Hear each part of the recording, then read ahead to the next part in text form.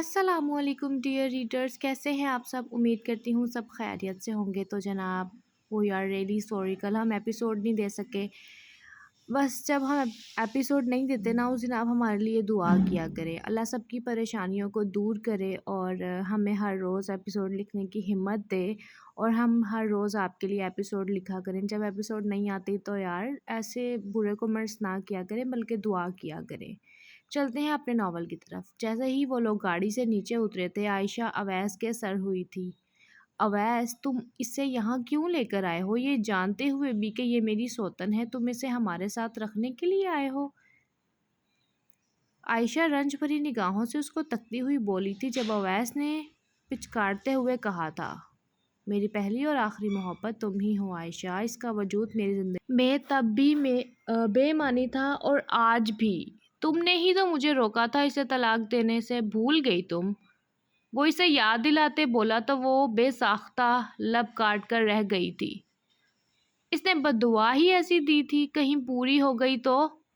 میرے بچوں یا آنے والے بچے کو کچھ ہو گیا تو میں کوئی رسک نہیں لے سکتی تھی؟ وہ غیر آرام دہ سی بولی تھی، مگر گاڑی کے اندر بیٹھی نورالعین کا جسم اور عزت نفس ان کی باتوں پر تار تار ہوئی تھی۔ لب بار بار دانتوں تلے بھینچ کر وہ کچل چکی تھی۔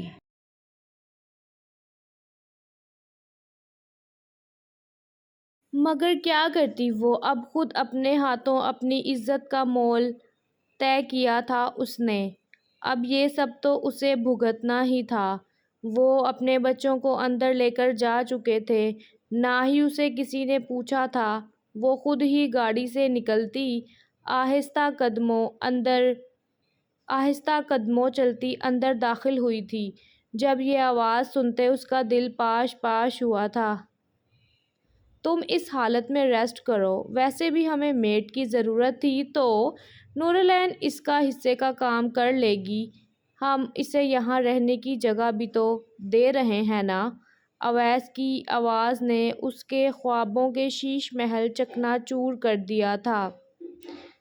کیا اسی دن کے لیے اس نے اتنے سالوں اس کا انتظار کیا تھا، جو اب لا حاصل ٹھہرا تھا؟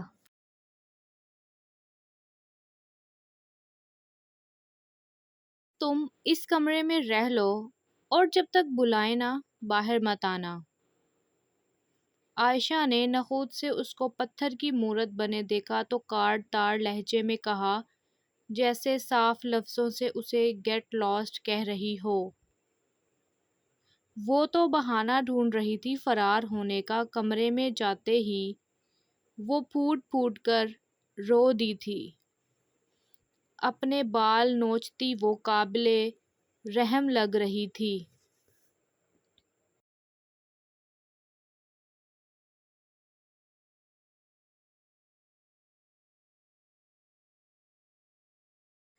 نورالعین کی آنکھیں رو رو کر سوج گئی تھیں، جیسے وقت وہیں منجمد ہو گیا ہو۔ اویس کی باہوں میں قید وہ عورت اور اس کے بازوؤں میں جھولتے بچے نورالعین کے وجود میں خنجر کی طرح اتر گئے تھے۔ اویس کے الفاظ زہر بن کر اس کے ذہن میں گونج رہے تھے۔ میں صرف دل سے اس کو بیوی مانتا ہوں، نہ کہ تمہیں۔ یہ فقرہ اس کی رگوں میں خون کی جگہ گردش کر رہا تھا۔ رات کے پہر نورالعین کے کمرے میں سناٹا چھایا ہوا تھا۔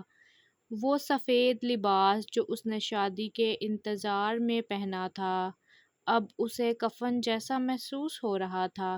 دروازہ ہلکا سا چرچرا کر کھلا اور عائشہ اندر داخل ہوئی تھی۔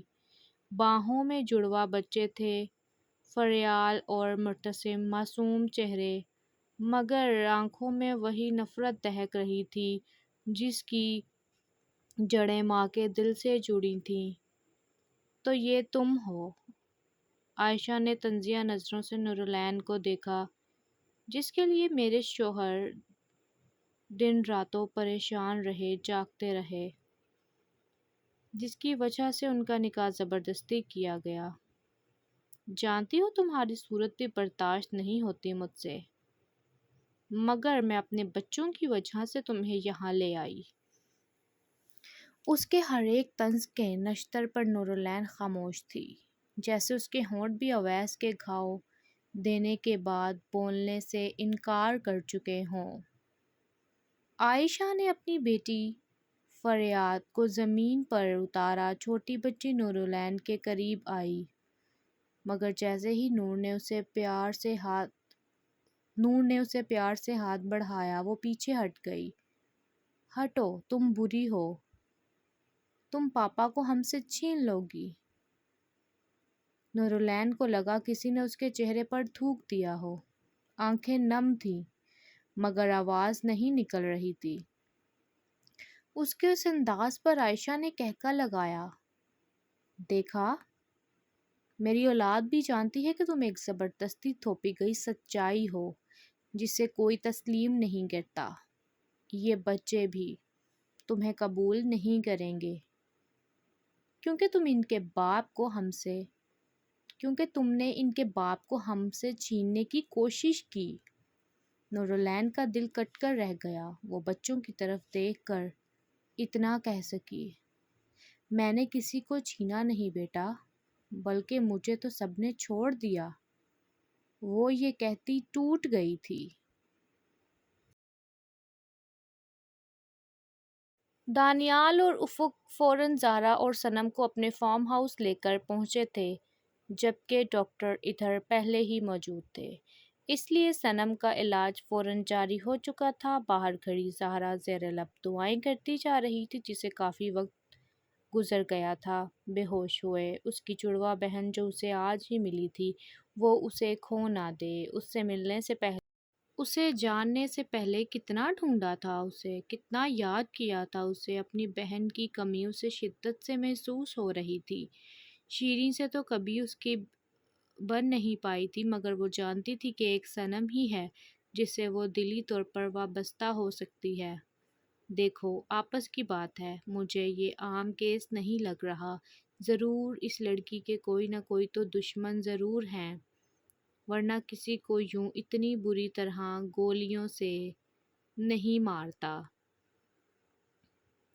دانیال نے افق کو ایک طرف کرتے ہوئے اس کے مکابی چہرے کی طرف دیکھتے ہوئے کہا تھا، جس پر وہ اسے کڑی نگاہوں سے دیکھنے لگی تھی۔ لوگوں کو اپنے فائدے سے ہٹ کر بھی کبھی کچھ سوچ لینا چاہیے، اسے انسانیت کہتے ہیں، پتہ تو ہوگا نا تمہیں؟ وہ اس پر ایک کے بعد ایک دم طنز کے نشتر چھوڑتے ہوئے بولی تھی، جس پر وہ لب بھینچ کر رہ گیا تھا۔ وہی پاگل تھا جو اس لڑکی کے بارے میں سوچ رہا تھا کہ اس پر کوئی مصیبت نہ آئے، مگر اس کو تو مدر ٹریسا بننے کا شوق تھا۔ سنو، تم تو کچھ کھا لو اور آرام کر لو، تمہاری طبیعت کافی خراب ہے، اور دیکھو کپڑوں پر بھی کافی زیادہ خون لگا ہوا ہے، تم فریش ہو جاؤ۔ آؤ میں تمہیں لے کر چلتی ہوں۔ جس پر وہ بے ساختہ نفی میں سر ہلانے لگی تھی اور روتی ہوئی بول رہی تھی، میری بہن، نہیں کھا جاتے ہم تمہاری بہن کو؟ جتنا جلدی ہو سکے ہمارے لیے آسانی پیدا کرو بی بی، سمجھی تم؟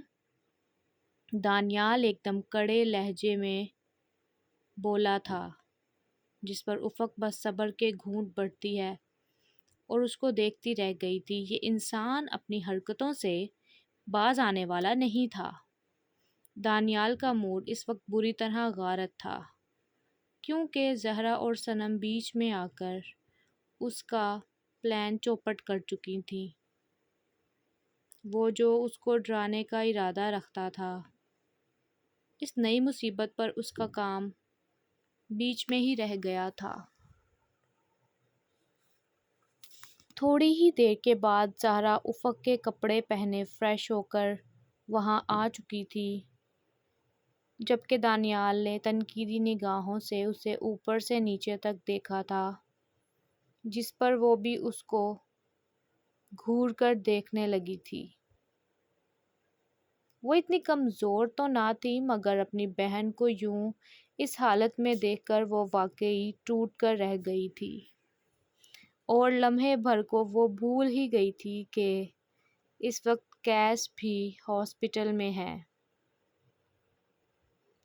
صنم کی موجودگی نے جیسے اس کا دماغ بھوکلا کر رکھ دیا تھا۔ دوسری طرف کیس ہر پل گن رہا تھا مگر زہرا اب تک اس سے ملنے نہیں آئی تھی۔ اس نے نانا سے کہہ کر گھر کال کروائی تھی مگر وہاں بھی کال کروانے پر پتہ چلا کہ وہ گھر میں نہیں تھی۔ تو اگر وہ گھر میں نہیں تھی، اس کے یہاں پاس نہیں تھی، تو پھر کہاں تھی؟ وہ کراہ رہا تھا، وہ اٹھنا چاہتا تھا مگر یہ ٹانگیں ناکارہ ہو چکی تھیں۔ وہ بے ساختہ ہاتھوں کی مٹھیاں بھینچتے اپنے بیڈ پر مارنے لگا تھا اور اپنی کلائیاں زخمی کر چکا تھا۔ ایک کینچی پکڑ کر وہ اپنا ہاتھ بھی زخمی کر چکا تھا جب اس کی ماں نے زبردستی اس کی چیزیں ہاتھ سے چھین کر سائیڈ پر رکھی تھیں اور اسے جھنجھوڑ ڈالا تھا۔ کیوں اس لڑکی کے پیچھے خود کو اتنا خوار کر رہے ہو؟ نہیں ہے وہ تمہاری محبت کے لائق۔ تم نے اس کے پیچھے کیا کچھ نہیں کیا اور وہ لڑکی تم سے ملنے تک نہ آئی۔ تف ہے لڑکی پر، اس کی محبت پر۔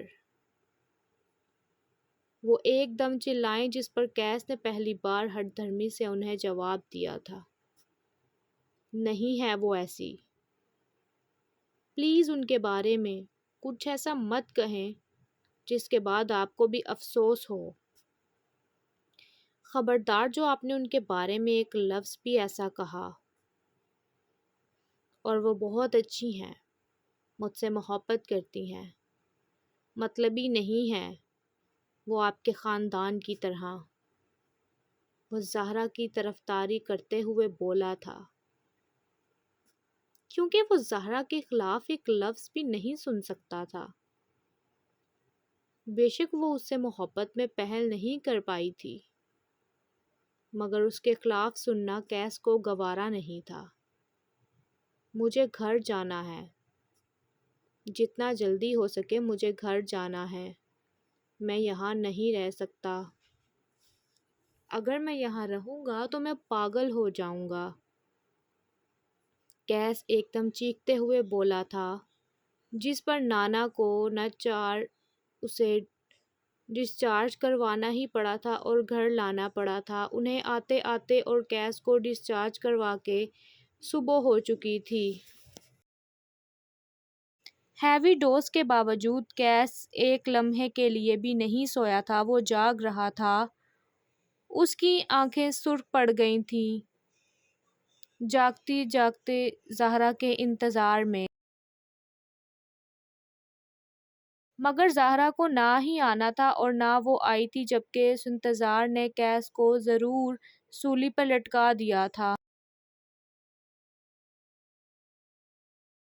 آخر کہاں ہیں آپ میری زہرا؟ کیوں مجھے اس حال سے دوچار کر رہی ہیں؟ آپ کے بغیر ایک لمحہ بھی میرے سے نہیں گزارا جاتا۔ یہ بات آپ کو کب سمجھ آئے گی؟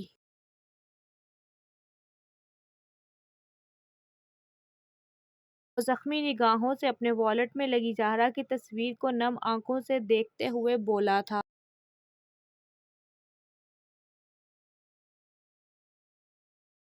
آئی نو میرے پیارے پیارے ریڈرز، ایپیسوڈ چھوٹی ہے، کل بھی نہیں آئی، آئی ایم ریئلی سوری۔ کل لانگ ایپیسوڈ آئے گی، اس لیے آپ جلدی سے اس ٹارگٹ کو کمپلیٹ کریں، پڑھ لیں اس کو، یہ جو لکھا ہوا ہے، آپ تو سمجھدار ہیں۔ اگر آپ اس ٹارگٹ کو کمپلیٹ کرتے ہیں تو انشاءاللہ کل لانگ ایپیسوڈ آئے گی اور نیکسٹ ڈیلی آئے گی۔ کبھی کبھی ایسا ہو جاتا ہے کہ کچھ ایمرجنسی ہو جاتی ہے، ہمیں اپنی دعاؤں میں خاص طور پہ یاد رکھا کرے، اور جلدی سے ہمیں 1.5 کے ویوز چاہیے، اور لائک ضرور کر دینا ویڈیو کو۔